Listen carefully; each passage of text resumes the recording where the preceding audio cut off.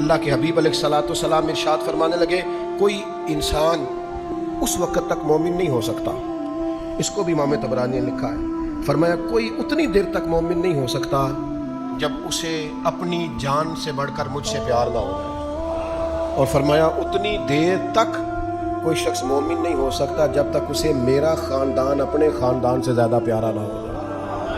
وہ اپنے خاندان سے بڑھ کر میرے خاندان سے پیار کرے، وہ اپنے چچاؤں سے بڑھ کر میرے چچاؤں سے پیار کرے، وہ اپنی اولاد سے بڑھ کر میری اولاد سے پیار کرے، وہ اپنے نواسے نواسیوں پوتے پوتوں سے بڑھ کر میرے بچوں کے ساتھ اپنی محبت کا اظہار کرے، تو پھر ایمان مکمل ہوگا۔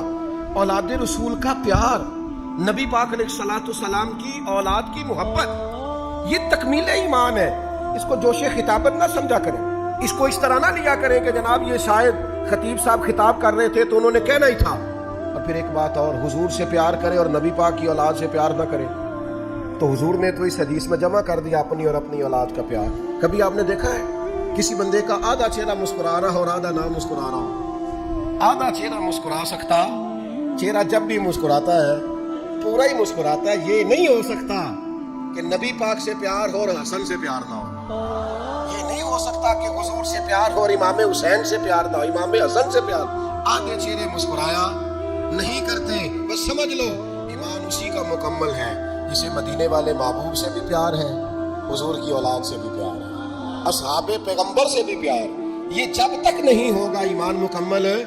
علامہ اقبال نے کہا تھا نا، نکل کر صحرا سے جس نے روما کی سلطنت کو الٹ دیا تھا، اسلام نکل کر صحرا سے جس نے روما کی سلطنت کو الٹ دیا تھا، سنا ہے یہ قدسیوں سے میں نے کہ وہ شیر پھر ہوشیار ہو۔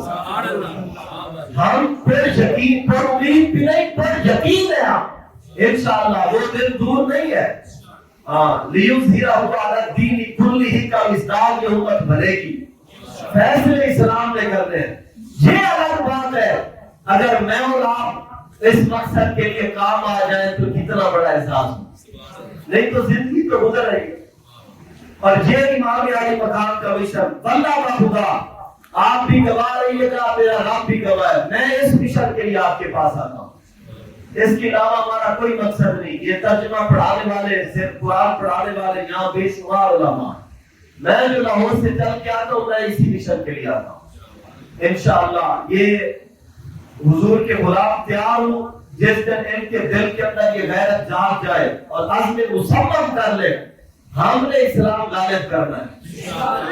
اس کی صرف دو ہی صورتیں ہیں، یا تو تخت پر اسلام ہوگا یا پھر امام علی مقام کی طرح ہمارا خون زمین پر ہوگا، بس اس کے علاوہ راستہ ہی کوئی نہیں۔ مر تو ایسے ہی جانا ہے۔ دسو ایک جان کس کی جان قیمتی ہے امام علی اکبر سے؟ ہے کوئی جواب؟ ہے کوئی ایسا جوان جس کی جان امام علی اکبر سے زیادہ قیمتی ہو؟ ہے کوئی کائنات کے عالم میں ایسا پیر؟ ہمیں بڑے شکوے ہیں، پیروں سے بھی بڑے شکوے، بڑے بڑے آستانوں سے، یہ بڑے درد ہے۔ واللہ خدا کبھی کوئی ہمارے درد سنے تو ہم رو کے بتائیں ہمیں کس کس سے کہاں شکوے ہیں۔ بس میں یہاں پر نام لیے بغیر اتنی بات کرنا چاہتا ہوں، دسو یہ پورے پاکستان دے وچ کوئی ایسا آستانہ وہاں پر بیٹھا ہوا سجادہ رشید جو امام علی مقام سے زیادہ قیمتی خون کا حامل ہو؟ ہے کوئی ایسا پیر؟ ہمارے نزدیک معیار صرف یہی ہے، ولایت کا معیار امام علی مقام ہی ہے، بس اس کے علاوہ کوئی نہیں۔ یہی وہی پیر ہے سب سے بڑے، وہاں سے ولایت تقسیم ہوتی ہے، قیامت تک جس کو ولایت ملنی ہے اسی گھرانے سے ملنی ہے۔ کسی اور چور دروازے سے کوئی آئے گا، چور کو خزانہ نہیں ملا کرتا، ہاں چور کے صرف ہاتھ ہی کاٹے جاتے ہیں۔ ہاں کوئی دھوکے بازی سے امام علی مقام کا ذکر کرے نام میں اس کی مرضی۔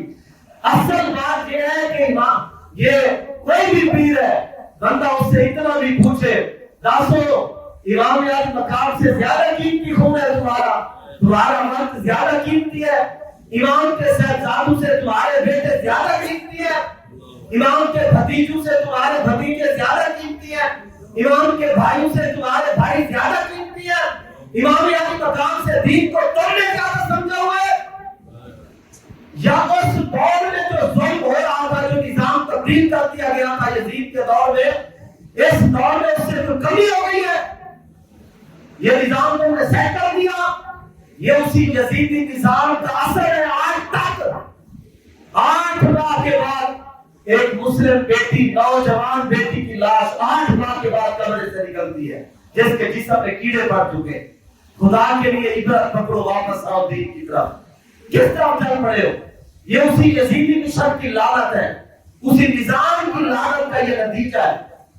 اگر امام علی مقام دیکھے نا، جو دین، جو اسلام عورت کو زور سے پاؤں زمین پر نہیں مارنے دیتا ہے، جو اسلام عورت کو تلاش کے دوران بھی یوں نہیں کرنے دیتا، جو اسلام عورت کو حجر اسود کے استلام کے لیے ہاتھ اونچا نہیں کرنے دیتا، جو اسلام عورت کو حج کے مقدس طریقے میں جانے کے لیے باپ، بھائی، بیٹا یا شوہر کے بغیر نہیں جانے دیتا، وہ گھر والوں کو چھوڑ کر اکیلے فلیٹ میں رہنے کی اجازت دے گا اسلام؟ یہی تو یزیدیت تھی۔ یزید نے یہی تو راستے ہموار کیے تھے، قانون بدلا تھا اس نے اسلام کا۔ جب قانون بدلا تو میرے امام سمجھانے کے لیے اٹھے۔ آپ دیکھیں نا، ایک طرف امام علی مقام جس مشن کے پہلے دار تھے، اس کی جھلک سلطان صلاح الدین ایوبی، سلطان صلاح الدین ایوبی جب یروشلم کے قلعے فتح کر کے آگے بڑھے نا، تو مسلم بیٹیوں نے اپنی چادریں ان کے راستے میں بچھائی استقبال کرنے کے لیے۔ انہوں نے کہا یہ ہمارا سپہ سالار آیا جس نے ہماری عزت کی حفاظت آ کے کی ہے، ہماری عزتوں کا وہ حافظ، یہ سپہ سالار ہے، ہم اپنے سر کے دوپٹے زمین پر بچھا کر اس کا استقبال کریں گے۔ مسلم بیٹیوں نے چادریں بچھا دی۔ سلطان صلاح الدین ایوبی تیرے قدموں کی خاک کو کروڑوں سلام۔ سلطان گھوڑے سے نیچے اترے، آ کر ان دوپٹوں کو اکٹھا کیا، اکٹھا کر کے ان کو چوما سینے سے لگایا، تاریخ ساتھ جملہ فرمایا سلطان صلاح الدین ایوبی مسلم ماؤں، بہنوں اور بیٹیوں کی چادریں گھوڑوں کے پاؤں کے نیچے روتنے تو نہیں آیا، یہ تو دنیا کو ان کا مقام بتانے کے لیے آیا۔ سبحان اللہ۔ اسلام کے امام یہ چاہتے تھے۔ امام علی مقام اس فکر کے دائی تھے، امام کا راستہ چھوڑ کر یزید کا راستہ اپنانے والے اپنا رزلٹ دیکھ لو۔ 8 ماہ کے جسم میں کیڑے پڑ گئے، کتنا بڑا تماشا بنا۔ تھی تو کلمہ پڑھنے والی بیٹی، راستہ امام کا چھوڑ کر کہاں تک جاؤ گے؟ خدا کے لیے واپس لوٹو۔ یہ قرآن امام علی مقام نے اپنا سر انور، اس پر کوئی بندہ اعتراض کرے، لیکن ایک بات ضرور ہے، اللہ تعالیٰ نے قرآن مقدس میں کئی مقامات پر فرمایا ان فی ذالک لآیات للمؤمنین، فرمایا یہ جو چیزیں ہم بیان کر رہے ہیں نا، یہ ہے ان کے لیے جو ایمان والے ہیں۔ ہر ایک کو منوانا ہماری ضرورت ہی نہیں، نہ ہماری ذمہ داری ہے، یہ چیزیں ان کے لیے جو ماننے والا ہے۔ ہمارے ائمہ نے لکھا، امام جلال الدین سیوطی علیہ رحمہ نے بھی لکھا، طبقات ابن سعد میں بھی یہ بات موجود ہے، امام طبری نے بھی لکھا، امام علی مقام کا سر انور جب نیزے پر سوار تھا قرآن آپ پڑھ رہے تھے۔ ہم اپنے بڑوں کی بات پر سر تسلیم ہم کرتے ہیں۔ اس پر اگر کوئی یہ رائے رکھتا ہے کہ نہیں ایسی بات نہیں ہے، ٹھیک ہے، اس کا اپنا نظریہ ہے، لیکن ہم ان ائمہ کی بات کو مانتے ہیں۔ امام کا سر جب نیزے پر سوار تھا آپ قرآن پڑھ رہے تھے، پیغام کیا دے رہے تھے کہ میں جس مشن کا وارث ہوں یا جس مشن کے لیے میں جان دے کر جا رہا ہوں نا، وہ مشن ہے قرآن کا نظام۔ سبحان اللہ۔ اسی کے ساتھ وابستہ ہو جاؤ بس، اور یہی قیامت تک نجات کا سب سے بڑا ذریعہ یہی ہے۔ اب یہ ہے کہ ایک طرف ہے قرآن اور ایک طرف حضور کی آل۔ محمود اسلام نے فرمایا بھی ہے، دونوں سے وابستہ ہو جاؤ، قرآن سے بھی وابستہ ہو جاؤ، حضور کی آل سے بھی وابستہ ہو جاؤ۔ یہ نجات کا ذریعہ ہے۔ ایک طرف قرآن کا پیغام ہے اور ایک طرف امام علی مقام کا کردار ہے۔ ایمان کی فکر ہے, قیامت تک ہماری آنکھیں بند ہے.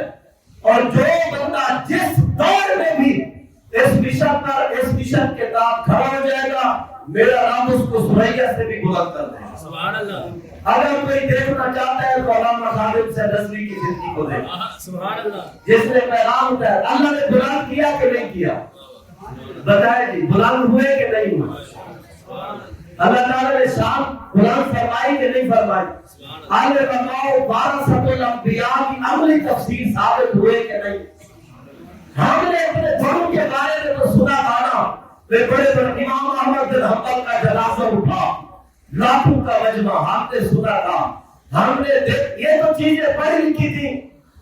اور یہ فتنہ جیلنی جیسے لوگ وہ آ کر کہتے جی ہمیں دکھاؤ کدھر لکھا ہوا ہے, کتابیں ہم نہیں مانتے, کیمرے کے سامنے دکھاؤ.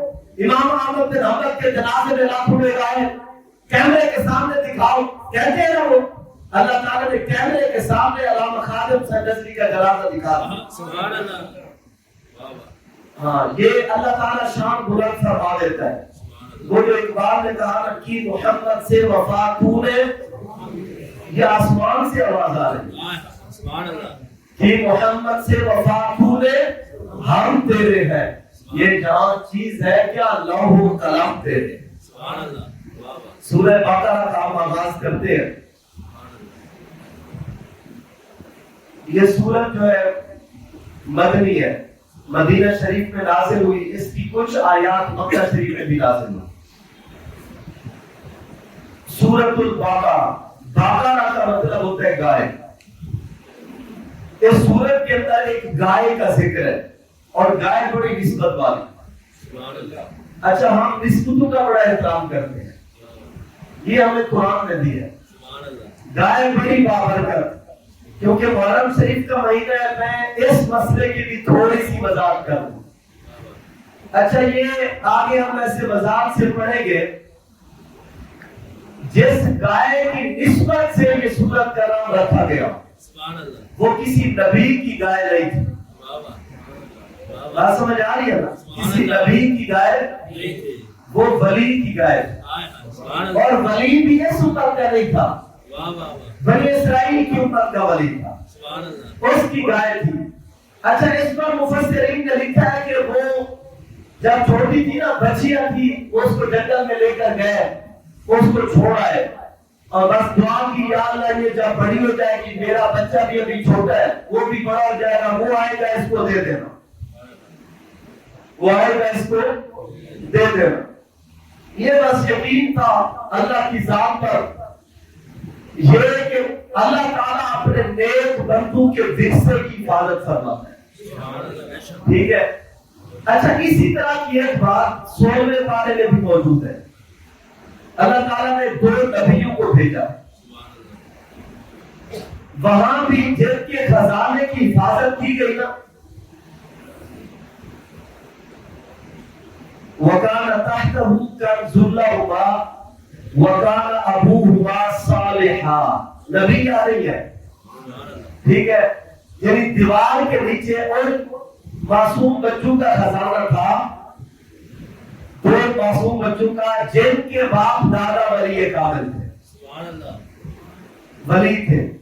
اب تمہیں بھی یہ نہیں ہے کہ وہ خود ولی تھے, ابوہما ان کے بڑے ولی تھے. اب بڑے ولی تھے تو اولاد کے ورثے کی حفاظت فرمائی. یہ نظام قدرت ہے, اور یہ قرآن سے ثابت ہے. یہ 2 باتیں تو آ گئی نا. آپ ادھر آ جائیں, جن کو بڑی تکلیف ہوئی ہے کہ فتح چھینا گیا. اللہ تعالیٰ کا تو طریقہ یہ قرآن سے ثابت ہے, اللہ اپنے محبوبوں کے مال کی حفاظت فرماتا ہے, ورثے کی حفاظت فرماتا ہے. مجھے بتاؤ, اللہ تعالیٰ کو بنی اسرائیل کے اولیاء زیادہ پیارے تھے یا امام الانبیاء زیادہ پیارے؟ کہ ادھر تو ورثے کی حفاظت ہوئی اور ادھر ورثہ کوئی اور چھین کے لے گیا, مطلب کوئی اچل ہوتی ہے. اور میرے امام نے میدان کربلا میں جا کر یہ پیغام دیا, میرا ورثہ وہ نہیں تھا جس کے لیے تم جھگڑا کر رہے ہیں. اگر وہ ورثہ ہوتا ہم سے کوئی چھین سکتا تھا. اس وقت تو شیر خدا موجود تھے، سبحان اللہ مولا کائنات شیر خدا خود موجود تھے، امام حسن موجود تھے، سیدہ کائنات جلوہ افروز تھی، کون چھین سکتا تھا ان سے ورثہ؟ فرمایا وہ ورثہ نہیں تھا، یہ میرا ورثہ ہے جس پر یزید نے ڈاکہ ڈالا ہے۔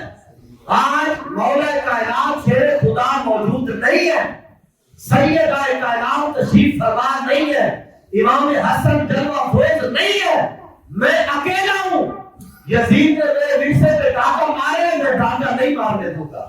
میں حفاظت کے لیے مدینہ چھوڑ آیا ہوں، مکہ چھوڑ آیا ہوں، میں نے حج بھی نہیں کیا کہ میرے گھر میں ڈاکہ پڑے، میں حج کرتا ہوں، میں ورثے کی حفاظت کے لیے آیا ہوں۔ یہ وہ ورثہ تھا جس کی حفاظت کے لیے جان دے گئے۔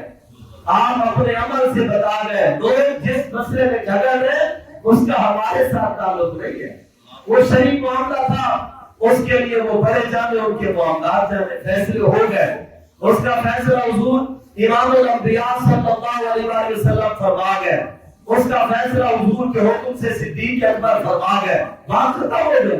مولا کائنات جب اس فیصلے پر راضی ہو گئے، بات ختم ہو گئی۔ سیدہ کائنات خاموش ہو کر تشریف لے آئی، بات ختم ہو گئی، جھگڑا ختم۔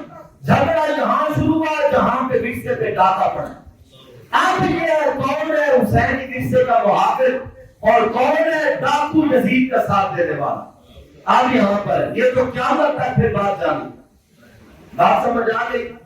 یہ اس گائے کی نسبت سے سورت کا نام رکھا گیا۔ آگے ارشاد فرمایا بسم اللہ الرحمن الرحیم، اللہ کے نام سے شروع کرتا ہوں جو بڑا مہربان نہایت رحم فرمانے والا۔ الف لام میم، یہ حروف مقطعات ہیں، یہ اللہ اور اس کے رسول صلی اللہ تعالی علیہ وسلم کے درمیان راز ہے، ٹھیک ہے؟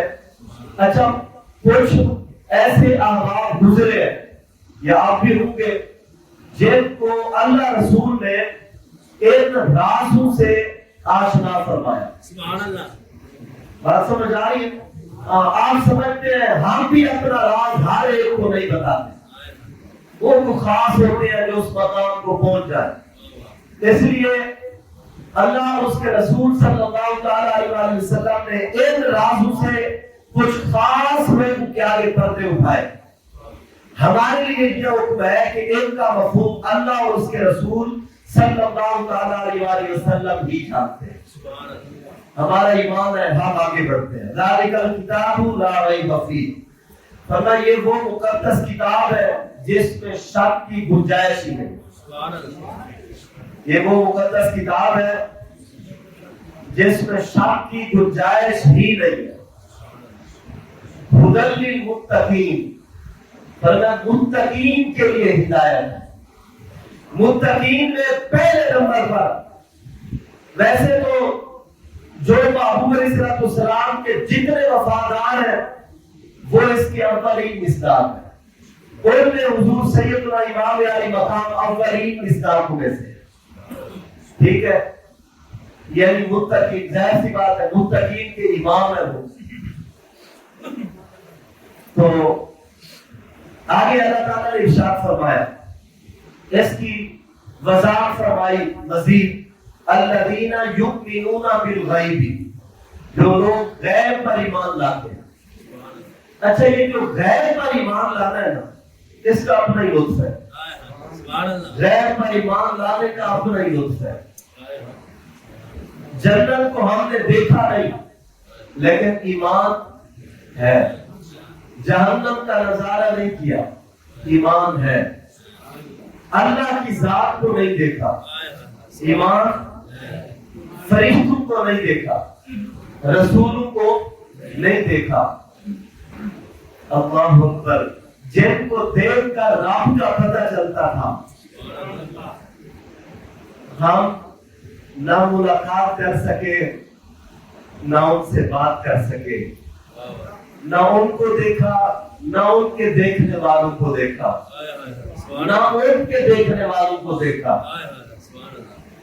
لیکن ان کی نگاہ سے ایمان کتنا کامل ہے، الحمدللہ، ایمان کتنا کامل ہے۔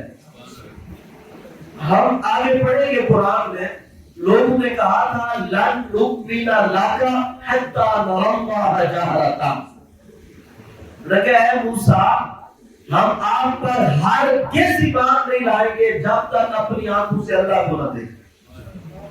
کوئی اللہ کے اتنے بڑے رسول، جلیل القدر پیغمبر، صاحب کتاب، صاحب شریعت اور کلیم اللہ، اولو العزم رسول حضرت موسیٰ علیہ السلام خود جلوہ افروز ہے، خود تشریف فرما ہے، بے شمار شانوں کے ساتھ آپ جلوہ افروز ہے، لوگ اپنی آنکھوں سے دیدار کر رہے ہیں۔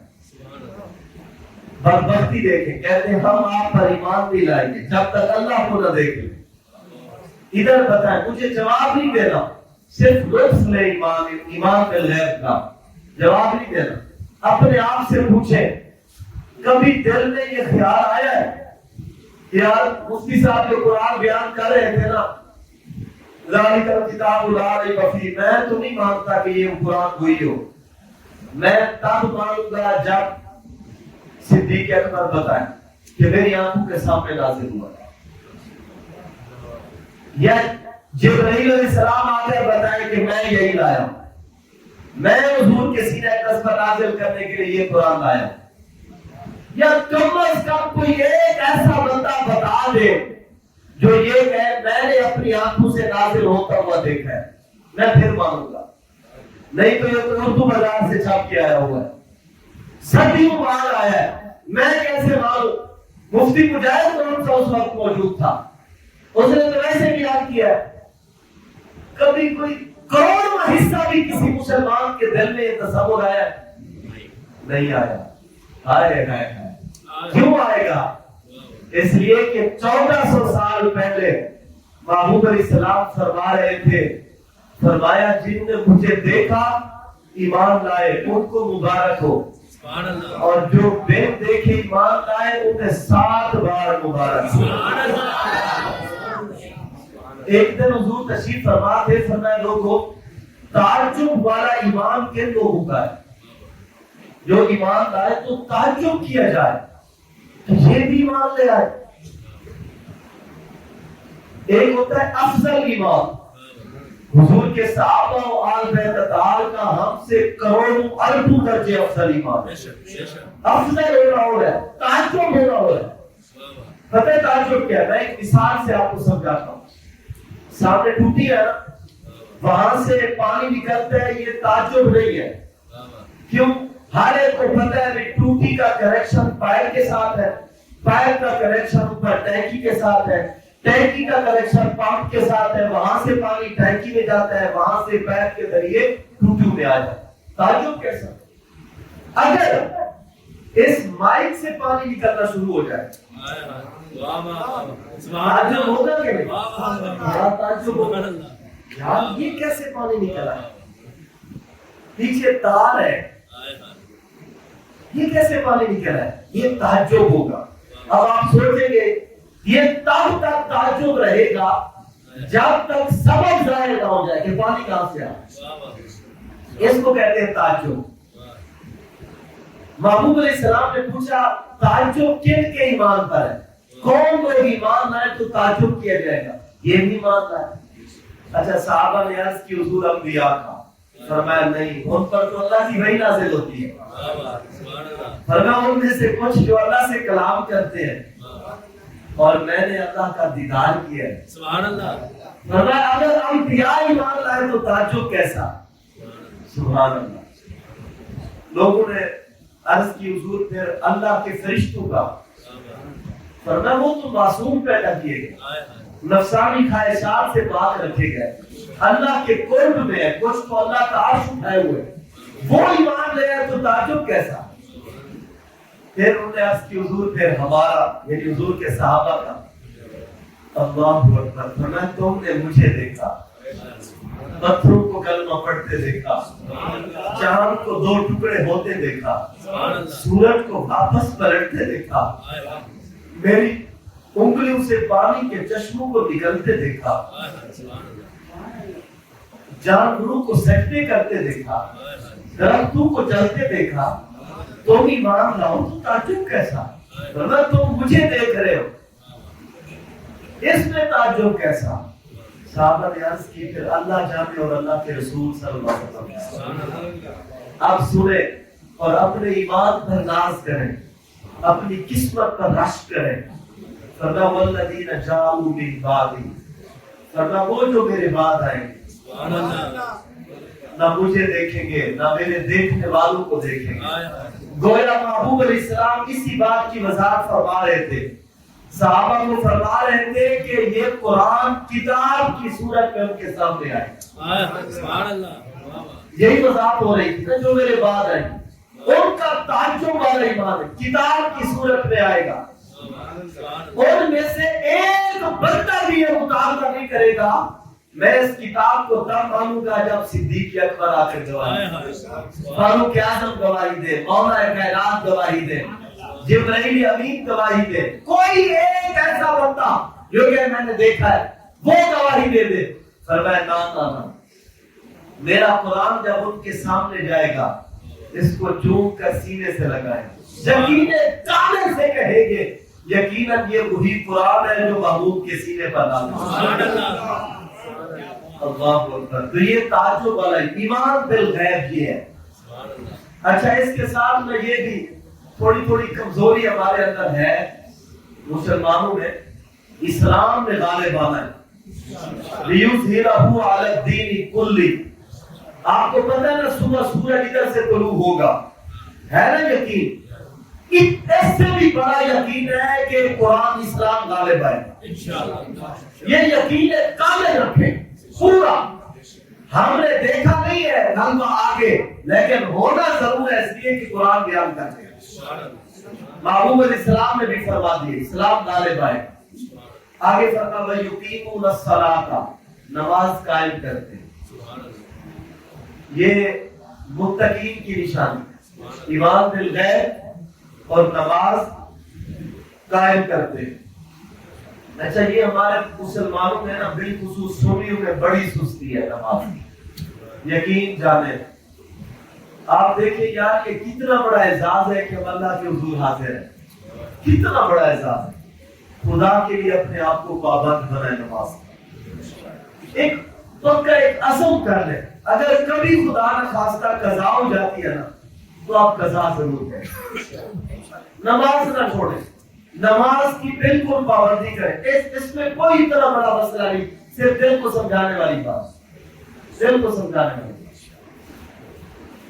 آپ سفر میں ہیں، آپ حضر میں ہیں، آپ شادی کا موقع ہے، خوشی ہے، غمی ہے، اللہ کے حضور ضرور سجدہ دیں۔ آپ دیکھیں محبوب علیہ السلام نے فرمایا تھا فرائض کو جان بوجھ کے اپنا چھوڑنا، نہیں تو اللہ اپنا ذمہ کرم تم پر سے اٹھا لے۔ ہم سب اللہ کے ذمہ کرم پر، ہمیں کوئی تکلیف نہیں دے سکتا، اس لیے کہ اللہ ہماری حفاظت فرمائے، ہمارا نقصان نہیں ہو سکتا، اللہ ہماری حفاظت فرمائے۔ حضور نے فرمایا جب ہم فرائض تم چھوڑ دو گے پھر اللہ کی حفاظت کا ذمہ اٹھائے۔ اب ایک لمحے کے لیے سوچیں کہ اللہ ہماری حفاظت نہیں فرما رہا، پھر بتاؤ ہمارے پلے کیا رہے گا؟ کچھ رہ جاتا ہے؟ آگے فرمایا وَمِمَّا رَزَقْنَاهُمْ يُنْفِقُونَ، اور جو رزق ہم نے انہیں دیا اس میں سے ہماری راہ میں خرچ کریں۔ اس میں سب سے اول جو چیز ہے نا وہ ہے زکوٰۃ ادا کرنا۔ ہمارے مسلمان بالخصوص سنی حضرات زکوٰۃ نہیں دیتے، یہ بڑا شکوہ ہے، انتہائی دکھ بھری کہانی ہے۔ ہمارے لوگ زکوٰۃ نہیں دیتے، اللہ بخدا بہت کم لوگ ہیں جو زکوٰۃ دیتے۔ اچھا ہمارے لوگ نا کل خانیوں پر 15 20 50 دے کے اڑا دیتے، ختم پر 40ویں پر دیگر معاملات 11ویں شریف پر آگے پیچھے محافلوں پر ایسے اڑا دیں، زکوٰۃ نہیں دے۔ میں بڑی ذمہ داری سے ایک مسئلہ آپ کو بتا رہا ہوں۔ ایک بندہ 1 کروڑ روپیہ لگاتا ہے، 1 کروڑ روپیہ، وہ محفل پہ لگایا ہو، کسی بھی ختم کے موقع پر لگایا ہو، کسی بھی موقع پر دیکھ بنائی ہو یا جو بھی کیا ہو، ٹھیک ہے، اور ایک بندہ صرف 10 روپے زکوٰۃ ادا کر لے، زکات کی نیت سے، یہ 10 روپے زکات دینے والا کروڑ خرچ کرنے والے سے زیادہ ثواب ہے۔ اس کا قرض بھی ادا ہوگا اور ثواب بھی زیادہ پائے۔ یہ مسلمانوں میں یہ ہمیں دکھ ہے، یقین جانیں اگر یہ ہمارے سنی مسلمان زکات دینے لگ جائے نا، ہمارے مدارس بڑے مضبوط ہو جائیں۔ یہ مدارس میں بڑے مسائل ہیں۔ اب ایک عالم دین، ایک مفتی صاحب جو جنہوں نے صبح اٹھ کے سبق پڑھانا ہے، وہ رات کو 1-1:30 بجے اللہ کے حضور سجدہ ریز ہوتا ہے، یا اللہ کل کے لیے طلباء کے کھانے کا بندوبست کرا دے۔ اس کو تو موقع دینا چاہیے تھا آپ کو کہ وہ قرآن حدیث کا مطالعہ کرے اور علماء تیار کریں، وہ افراد تیار کریں، وہ راستے کو علم اور علماء تیار کریں۔ ہماری قوم نے اس کو کہاں لگایا ہوا، وہ لوگ اس سے کرنے مانگ رہا، نہ مانگے تو پھر کیا کریں، یا تو مدرسہ بند کر دیں۔ اب مثال کے طور پر یہ جو مہینہ گزرا ہے، یہ